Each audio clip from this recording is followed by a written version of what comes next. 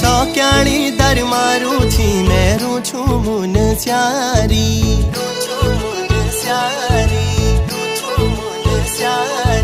सौक्याणी दर मारू छी मेरू छू मुन स्यारी मदकोट जाए।